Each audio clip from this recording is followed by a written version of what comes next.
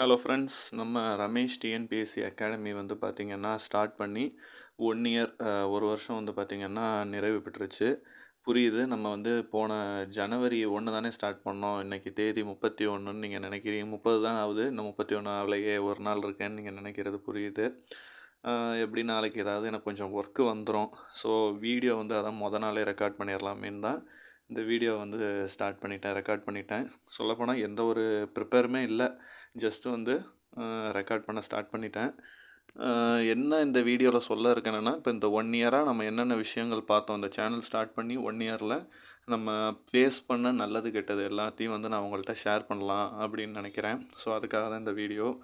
First வந்து last year 2023 ஜனவரி 1ஆந்தேதி தான் அந்த சேனல் ஸ்டார்ட் பண்ணுறேன்னா, அதுக்கு முன்னாடியே எனக்கு வந்து ஏகப்பட்ட ஒரு 1 மந்த் முன்னாடியே ஏகப்பட்ட கொஷின்ஸ் ஓடிச்சு மைண்டில். ஏன்னா நம்ம சேனல் ஸ்டார்ட் பண்ணுறோமே, நம்மளால் வந்து ரெகுலராக வந்து வீடியோஸ் போட முடியுமா, சப்ஸ்கிரைப்லாம் வருவாங்களா? ஏன்னா இப்போ உங்களுக்கே தெரியும், மற்ற சேனல் மாதிரி நம்மளது கிடையாது. நம்மளது வந்து ஒரு என்டர்டெயின் சேனலோ கிடையாது, குக்கிங் சேனல் அந்த மாதிரிலாம் கிடையாது. ஜஸ்ட்டு வருவேன், என்னோடய நோட்ஸை வந்து ஸ்க்ரீன்ஷாட் பண்ணி அதை வச்சு நான் பேசுவேன். என் ஃபேஸ் கூட நீங்கள் யாருமே பார்த்தது கிடையாது. நம்மளை விட பெட்டரான குவாலிட்டியில் வந்து வீடியோஸ் கொடுக்கக்கூடிய எத்தனையோ டிஎன்பிஎஸ்சி சேனலாக இருக்கட்டும், இந்த மாதிரி எக்ஸாம்ஸ்க்கு அகாடமியோட சேனல்ஸ் இருக்குது, பெரிய பெரிய சேனல்ஸ் இருக்குது. அவங்களெல்லாம் பார்த்து தான் எனக்கு ஜஸ்ட் நம்மளும் ஸ்டார்ட் பண்ணணுமேனு தோணுச்சு. நிறைய சேனல்ஸ் இருக்காங்க, பெரிய பெரிய சேனல்ஸ் இருக்கிறாங்க. அவங்கெல்லாம் வந்து பார்த்திங்கன்னா லைவில் நடத்துகிறவங்க இருக்கிறாங்க, ஃபேஸ் காட்டி என்னை விட பெட்டராக டீச் பண்ணுறவங்களாம் இருக்கிறாங்க. ஆனால் எனக்கு நம்மளும் படிக்கிறோம், நம்ம நோட்ஸு இதெல்லாம் வந்து நம்மளோடையே நின்றக்கூடாது.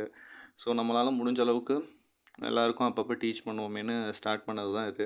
ரொம்ப தயங்கி தான் ஸ்டார்ட் பண்ணேன். ஃபஸ்ட்டு நான் ஸ்டார்ட் பண்ணும்போது வெறும் ஷார்ட்ஸ் அந்த மாதிரி தான் போட்டுட்ருந்தேன். ஒன்றும் பெருசாக ரீச் ஆகலை. சரி, அப்புறம் ஒவ்வொரு வீடியோஸாக ஒரு சப்ஜெக்டாக ஸ்டார்ட் பண்ணுவேன். தமிழ் சப்ஜெக்ட்லேருந்து தான் ஸ்டார்ட் பண்ணேன். ப்ளேலிஸ்ட்லாம் போட்டேன். கொஞ்சம் கொஞ்சமாக ஒரு 100 சப்ஸ்கிரைபர்லாம் எனக்கு ரொம்ப நாளாச்சு. தினம் பார்ப்பேன், ஒரு 2 பேர் வந்திருப்பாங்க. அப்புறம் போய் அடுத்த நாள் பார்த்தா அந்த 2 பேருமே போயிருப்பாங்க. அப்படியே தான் இருந்துச்சு. ஒரு 6 மாதம் பெருசாகவே இல்லை. 6 மாதம் பார்த்திங்கனாலே ஒரு 100 150 வீடியோஸ் போட்டிருப்பேன். எல்லாமே வந்து பார்த்திங்கன்னா 10 நிமிஷத்துக்கு மேலே அந்த மாதிரி தான் இருக்கும். வீடியோஸ் போட்டு என்ன ஆகும்னா, வியூஸும் போயிருக்காது. அது நான் போடுற எஃபெக்ட்டுக்கான பலனே இருக்காதும் போது எனக்கு கொஞ்சம் இதாக தான் இருக்கும். ஸோ அப்படியே போய்கிட்டே இருந்துச்சு.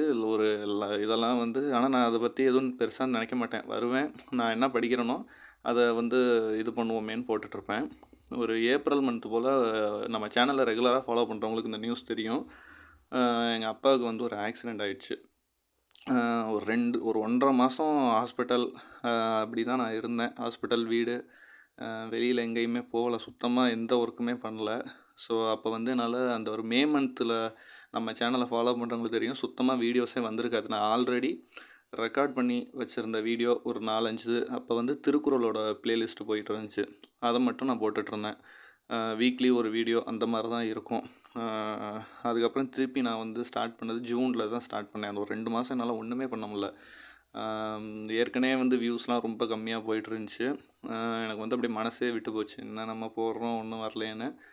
அப்புறம் வந்து பார்த்திங்கன்னா ஜூனுக்கு அப்புறம் திருப்பி இல்லை, நம்ம விடாமல் ட்ரை பண்ணுவோமேன்னு சொல்லிட்டு வீடியோஸ் போட்டுகிட்டே இருந்தேன். அதில் வந்து நிறைய பேர் வந்து அதுக்கப்புறம் தான் கொஞ்சம் கொஞ்சமாக அப்படியே பார்க்க ஆரம்பிச்சிங்க.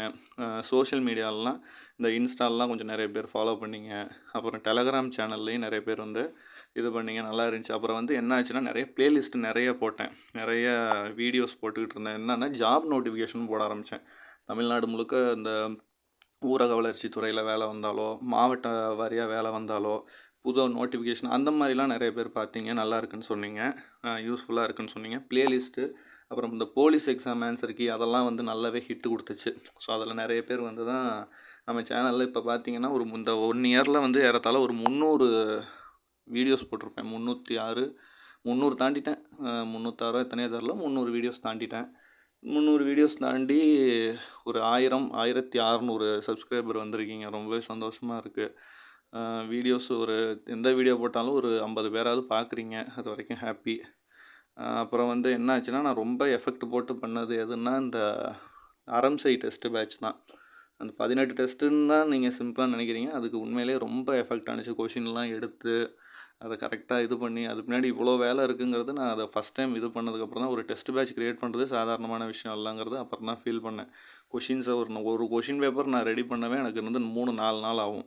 அப்படியே பார்த்து பார்த்து கொஷின்ஸை க்ரியேட் பண்ணி அந்த டெஸ்ட்டை ரெடி பண்ணி அது இது பண்ணேன். அது நான் உண்மையிலே வந்து எப்படி சொல்கிறது, ஒரு டெஸ்ட் பேட்ச் கொடுக்கணும், குவாலிட்டியாக ஒரு டெஸ்ட் பேட்ச் கொடுக்கணும்னு பண்ணேன். ஆனால் அது வந்து பெருசாக ரீச் ஆகலை. தமிழுக்கு மட்டும்தான் பண்ணேன். ஆனால் நல்லா இருக்குது. நீங்கள் எழுதுனவங்க ஒரு 50-60 பேருக்கு மேலே எழுதுனாங்க. ஃபீஸ் இல்லாமல் தான் நான் பண்ணேன். ஒரே ஒருத்தர் மட்டும் எனக்கு தெரிஞ்சு அமௌண்ட் அனுப்பிச்சிருந்தார். அது திருச்செந்தூர்லேருந்து ஒருத்தர், அவர் பேர் எனக்கு சரியாக தெரில. பட் அவர் மட்டும் ஒரு 150 ரூபா அனுப்பிச்சிருந்தார். அதுதான் நம்ம சேனலுக்கு வந்த ஃபஸ்ட்டு ரெவன்யூன்னா அதுதான். 150 ரூபா வந்து ஜிபே. அவர் நாம் வீடியோவிலே சொல்லியிருப்பேன், உங்களால் முடிஞ்சதை பண்ணுங்கன்னொன்னே அவரும் அதை மெசேஜ் போட்டிருந்தார். ஜிபே பண்ணிவிட்டு என்னால் முடிஞ்சது இவ்வளோ தான் ப்ரோன்னு சொல்லி 150 ரூபா பண்ணார். அதுதான் நம்ம சேனலுக்கு வந்த ஃபஸ்ட்டு ஒரு இன்கம்னே சொல்லலாம். அப்புறம் வந்து பார்த்திங்கன்னா நடந்ததுலாம் அப்படியே அதுக்கப்புறம் அப்படியே டெய்லியும் போடுறேன். சில பேர் வந்து ரெகுலராக ஃபாலோ பண்ணுறவங்க கேட்பீங்க, என்ன ஒரு வாரம் வீடியோஸ் எல்லாம் காலையில் போடுறீங்க, இன்னொரு வாரம் ஈவினிங் இருக்குது, ஒரு வாரம் டைமே இல்லாமல் மாறி மாறி இருக்குன்னா, நான் வந்து ஒரு கம்பெனிக்கு வேலைக்கு போயிட்டுருக்கேன். அங்கே என்ன ஆகுனா ஷிஃப்ட் வைஸ் தான் எனக்கு வேலை. ஒரு வாரம் வந்து ஏ ஷிஃப்ட் 6-2 போயிட்டுருப்பேன். ஒரு வாரம் மதியம், ஒரு வாரம் நைட்டுன்னு சொல்லி மாறி மாறி போவேன். எனக்கு டைமே இருக்காது. ரொம்ப டயர்டாயிருவேன். அடிக்கடி உடம்பு சரியில்லாமல் வேறு எனக்கு போயிடும். ஏன்னா கொஞ்சம் தூரம் பஸ்ஸில் தான் நான் போவேன். என்கிட்ட 2 வீலரில் பஸ்ஸில் வந்து போவேன், லிஃப்ட் கேட்டு போவேன். அப்படியே போயிட்டு வந்துட்டுருக்கேன். ஸோ எனக்கு ஹாப்பியாக இருக்கிறதே வீடியோஸ் போடையில் இப்போ தான்.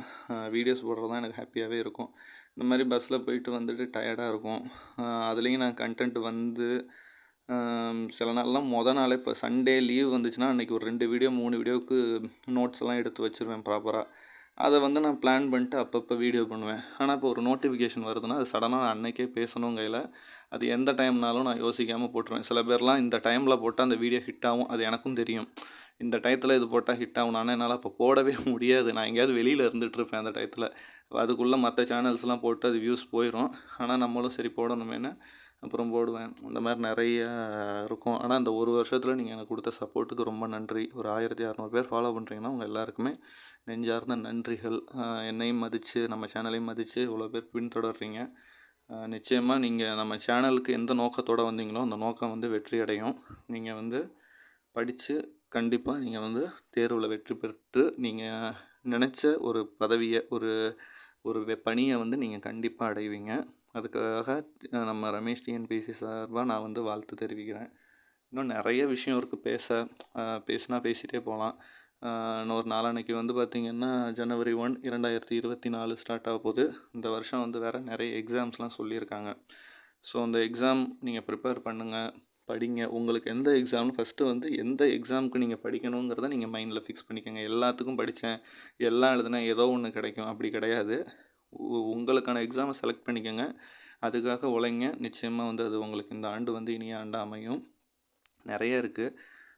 உங்களுக்கு ஏதாவது கேட்கணுன்னா கமெண்டில் கேளுங்க. நான் எல்லா கமெண்ட்டுக்கும் கண்டிப்பாக மெசேஜ் பண்ணுவேன், ரிப்ளை பண்ணுவேன். நிறைய பேர் கமெண்ட்ஸ்லாம் திட்டிருக்கீங்க, வீடியோஸ் குவாலிட்டி சரியில்லை, சவுண்டு சரியாக கேட்கல, பின்னாடி கோழி கத்துது அப்படின்னு. அதெல்லாம் நிறைய காமெடி நடக்கும், நான் ரெக்கார்டு பண்ணிடலாம். எங்கள் வீட்டுக்கு பக்கத்தில் ஏதாவது கோழி கத்திரும். சில சமயம் மெனக்கட்டு பேசுவேன். எனக்கு வந்து ரூம் கிடையாது. இங்கிட்டு வந்து இந்த ஹாலுக்கு அங்கிட்டு ஒரு மூலையில் தான் உட்காந்து ரெக்கார்டு பண்ணிகிட்ருப்பேன். வெங்காயம் தக்காளி விற்றுட்டு போவாங்க, அந்த சவுண்டு கேட்டுரும். திருப்பி பஸ்லேருந்து ரெக்கார்டு பண்ணுவேன். நிறைய காமெடி நடக்கும். வீட்டில் யாராவது கத்திடுவாங்க, ஏதாவது கூப்பிட்ருவாங்க, ஃபோன் வந்துடும். ஸோ இந்த மாதிரிலாம் நிறைய நடந்திருக்கு. அதெல்லாம் தவிர்த்து தான் நான் ரெக்கார்டு பண்ணிகிட்ருப்பேன். ஸோ நிறையா ஃபன்னெல்லாம் நடக்கும். நிறைய பேர் வந்து என் ஃபேஸை காட்ட சொல்லி கேட்குறீங்க, அதுவுமே கமெண்ட் வந்துருந்துச்சு. ஸோ உங்கள் ஃபேஸ் பார்க்கணுன்னு. ஸோ எனக்கு இப்போதைக்கு ஃபேஸ் காட்டுறதுக்கு விருப்பம் இல்லை. நம்ம சேனலில் கொஞ்சம் பெருசாகட்டும், கொஞ்சம் நிறைய அரேஞ்ச்மெண்ட்ஸ்லாம் பண்ணணும். அதெல்லாம் பண்ணிவிட்டு ப்ராப்பராக வரலாமேன்னு அதனால் ஃபேஸை வந்து காட்டாமல் இருக்கேன். ஸோ பார்ப்போம். தொடர்ந்து சப்போர்ட் பண்ணுங்கள். வேறு எதுவும் இருந்துச்சுன்னா கமெண்ட் பண்ணுங்கள். வேறு ஒன்றும் இல்லை. ஜஸ்ட்டு கொஞ்சம் ஃப்ரெண்ட்லியாக இருங்க, ஃப்ரெண்ட்லியாக பேசுங்க, சப்போர்ட் பண்ணுங்கள், அவ்வளோதான். படிங்க. All the best, good luck. அடுத்த வீடியோவில் சந்திப்போம்.